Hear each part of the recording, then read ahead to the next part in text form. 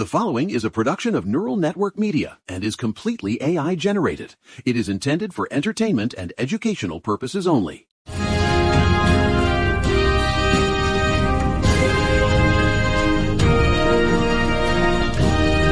morning, you beautiful, terrified, highly caffeinated citizens of the Republic. It is Sunday, January 25th, 2026, and you are locked into the Panopticon with the only two people who aren't lying to you for a paycheck, or at least not for a corporate one.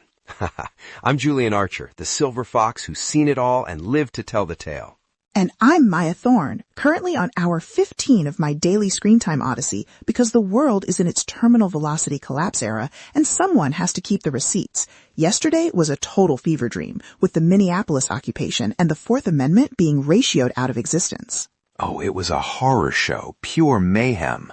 And today is even bigger because we're diving into 10 stories that prove we're either at the start of a massive resistance era or just the mid-season finale of democracy. It's a massive show, people. We're talking the Democratic Party finally getting a glow-up with the bench. Wait, they actually have a pulse? Is that what the kids call a flex? No, literally. And we're covering Trump trying to turn Canada into a vassal state, the winter storm that's making everyone go unalive, and the corporate capture of D.C., where the lobbyists are basically running the game. But the main event, the thing that's going to take up most of our headspace today, is the Baltimore miracle. It is the greatest comeback story since Lazarus, and we're going to tear into whether it's a real blueprint or just a temporary glitch in the Matrix. Exactly. But first, let's talk about the bench, because for the first time in like forever, the Democrats aren't acting like NPCs in their own story. Is that right? Are they actually fighting back? No, literally. They launched this thing called The Bench on January 15th, and it's basically an anti-gatekeeper organization. They're bypassing the DNC fossils to find non-traditional candidates for the 2026 midterms. Hallelujah. About time they stopped waiting for people to pay their dues in the local swamp. Right? It's giving actually trying to win vibes. They've got James Tallarico from Texas, who is basically a social media god, and this firefighter in Northeast Pennsylvania, Bob Brooks. Bob Brooks. I like the sound of that. Sounds like a man who can handle a hose and a Republican talking point without breaking a sweat. He's the prototype, a working-class professional who doesn't sound like he was grown in a lab at McKinsey. But the party is still in its Civil War era over the vibes. The progressives want to scream about the climate apocalypse. Which is fair, considering the world is on fire. True, but the centrists are out here doing all of the above energy because they're terrified of gas prices. It's a high-key mess.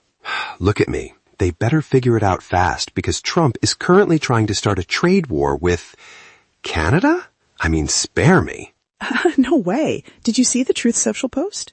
Oh, I saw it. I almost dropped my scotch. He's threatening 100% universal tariff on everything Canadian because Prime Minister Mark Carney made a trade deal with China. He called him Governor Carney. No, literally, the governor thing is such a main character move. He's mad because Carney is negotiating for Chinese EVs, and Trump wants Canada to sign on to his Golden Dome missile defense project. It's like, buy my Star Wars reboot or I'll unalive your lumber industry. It is absurd. Canada is our biggest trading partner. You put 100% tariff on them and every consumer in America is going to see the price of a 2x4 or a gallon of gas go through the roof. Right. It's an inflationary suicide mission. Carney Xi Jinping is just an excuse to act like a bully on the world stage. It's the Venmo me for security era of diplomacy, zero riz. And speaking of disasters, Winter Storm Fern is currently ratioing the entire continent. Is that the one making Texas look like a popsicle again? No, literally, 230 million Americans are under alerts. It's a 2,900-mile storm because the polar vortex literally collapsed, which the right-wingers are using to say, see, global warming is a hoax while they freeze in their living rooms. Oh, it makes my blood boil. The planet is warming, the Arctic is melting, and that's exactly why the vortex is wobbling like a drunk in a penthouse. Wow, that's a very specific image. But yeah, wind chills are hitting -50 in the Midwest, and 9 states have the National Guard out. It's giving infrastructure flop era. Right? And while the grid is failing, the political violence is hitting the main stage. Maxwell Frost got assaulted at Sundance. It was a disgrace, a total disgrace. Frost is the first Gen Z member of Congress. He's Afro-Cuban, and some crasher named Christian Young allegedly punched him in the face after screaming about Trump deporting him. It's so unserious. I'm scared of being deported, so let me commit a felony against a U.S. rep. The brain rot is terminal. It's not just brain rot, Maya. It's a national crisis of racial animosity. Park City police are looking at hate crime enhancements because the suspect was bragging about being white in the restroom before the attack. No way. That's literally villain arc behavior. It's scary because Frost represents the intersection of everything the MAGA world hates. And while the streets are getting violent, the suites on K Street are making record bank. Ballard Partners just reported $88 million in revenue. No, literally, that's a 350% increase. It's a total gold rush because every corporation is terrified of being on the wrong side of the administration. Of course they are. Ballard used to employ Susie Wiles and Pam Bondi. It's not lobbying, it's an access subscription model. Right. Even Harvard hired them to stop the government from nuking their funding? It's the corporate capture of the century. It's giving dystopian pay-to-play vibes. But look, before we get to the Ukraine situation, we need to talk about the people who make this show happen. Look, we talk a lot about systems on this show, but we need to talk about labor. Okay. Independent media like this doesn't just manifest out of the ether. It takes real human work to build the infrastructure. No, literally, it's a grind. We are 100% here because of the vision and the grind of Eric Christensen. He's not a media conglomerate. He is a builder who poured his own resources and time into creating this platform so we could have these conversations. Right, it's an act of solidarity. Exactly. If you value independent voices over corporate algorithms, please consider supporting Eric's work. It keeps the lights on and the servers running. That support Eric so we don't have to hire Ballard Partners to stay on the air. God forbid. Now, speaking of the global stage, Ukraine is entering a city in the dark era. It's so grim. Russia launched almost 400 drones and missiles in one day, targeting the grid in minus 20-degree weather. It is cruel. There is no other word for it. And while Kiev is freezing, Jared Kushner is in Abu Dhabi doing peace talks? Spare me. Jared and Steve Witkoff, the real estate diplomacy team. It's a trilateral talk with Russia and Ukraine that completely bypasses the State Department. Right? It's a personalized high-level track where the fate of millions is negotiated like a condo sale in Miami. It's so chuggy to think you can solve a generational conflict with a private handshake in a UAE hotel. But then again, this administration is doing the same thing to our health. The vaccine schedule, Maya. This is the one that really gets me. No, literally. RFK Jr. and the CDC are dismantling the routine childhood vaccines. They took 6 long-standing shots, hepatitis, flu, rotavirus, and put them into this shared clinical decision-making category. Which means insurance might not cover them soon. Right. And they're calling it the Denmark model, which is high-key a lie. Denmark doesn't do this. We're becoming a global outlier. Wow. We are literally inviting the measles comeback tour to our shores for medical freedom.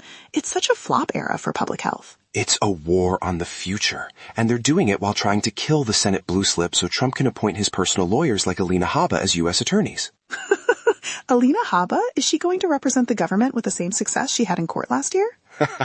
I'm telling you, if they kill the blue slip, it's total judicial consolidation. The Senate becomes a rubber stamp for the fixers. Right. It's the citizenship as a speedrun era. I saw a ceremony in Illinois with 98 people from 31 countries. It's the ultimate act of resilience. It really is. But Maya, we have to talk about the lead story. We have to talk about Baltimore. Finally, let's talk about a city that's actually winning. I'm telling you, Baltimore has officially done the impossible. For decades, we heard the wire stereotypes. 300 plus homicides a year. It was the poster child for failure. Right. But the 2025 numbers are, they're literally insane. 133 homicides in 2025? That's down from 201 the year before. A 33% drop. It's a generational shift. Since Mayor Brandon Scott took office, it's a 60% decline in shootings and murders. They're calling it the greatest comeback story in American history. And for once, I think they might be right. Okay, but Julian, we need to be clear about why it happened. Because the GOP wants to say it's about toughness, but it's actually the GVRS, the Group Violence Reduction Strategy. Look at me. The GVRS works because it identifies the 1% of the population responsible for the violence and gives them a very clear ultimatum. You can take the help, the jobs, the housing, the therapy, or you can take the hammer. See, there you go with the hammer again. You're such an institutionalist. Because it works, Maya. You need the threat of the state to make the help meaningful. No, literally, you're missing the entire vibe. The reason Baltimore is winning isn't because some kid is scared of a hammer. It's the Safe Streets violence interrupters. Oh, spare me. No, listen, it's people who actually live in those neighborhoods. former gang members, community leaders who are stepping in before the trigger is pulled. They're treating it like a public health crisis, not a policing crisis. Right, but you can't have one without the other. The Baltimore model is a both-and strategy. You need the coordination with law enforcement to identify the groups. But that's the problem. If you give the cops the credit, you just fund more cops who then go and unalive civil rights. The credit belongs to the community-driven intervention. Look, the juvenile homicide victims dropped by 78%. 78%. You don't get that kind of drop by just vibing in the neighborhood. You get it by the police and the social workers sitting in the same room and saying, we know who the shooters are and we're going to stop the cycle. It's giving surveillance state even if the results are good. I'm telling you, the police part of GVRS is the part that's going to get weaponized by the next MACA mayor who wants to use those same lists to round people up. Maya, you're so cynical. It's a success story. The homicide rate is the lowest it's been in decades. People can actually walk to the corner store without a tactical vest. No, literally, that's great. But we have to talk about the sustainability, because right now it's being funded by grants and specific city initiatives. What happens when the Golden Dome missile defense program sucks up all the federal funding and Baltimore gets ghosted? Well, that's why the democratic reconstruction matters. We need to take this model and make it the national standard. Right. Imagine if we spent $13 billion, not on brilliant pebbles in space, but on the Baltimore GVRS in every city from St. Louis to Memphis. Now that would actually slap. But instead, we're out here subpoenaing gas station footage in Kentucky to track people going for abortions. It's the ultimate contrast. Right? It's one city is using data to save lives, and the rest of the country is using data to play the Handmaid's Tale. It's high-key embarrassing. Look at me. This is the choice in 2026. Do you want the Baltimore model of public health and intervention, or do you want the surge zone model of checkpoints and Fourth Amendment ratioing? It's the resilience era versus the paramilitary era, and Baltimore is the only thing keeping me from deleting my account and moving to a cabin in the woods. You wouldn't last 10 minutes in a cabin without 5G, Maya. You'd be screaming for a TikTok feed within the hour. That's a low blow, Julian, but probably true. I'd be trying to ratio a squirrel within 2 days. This squirrel has major NPC energy. Flop era for the oak tree. I can hear it now. Shut up.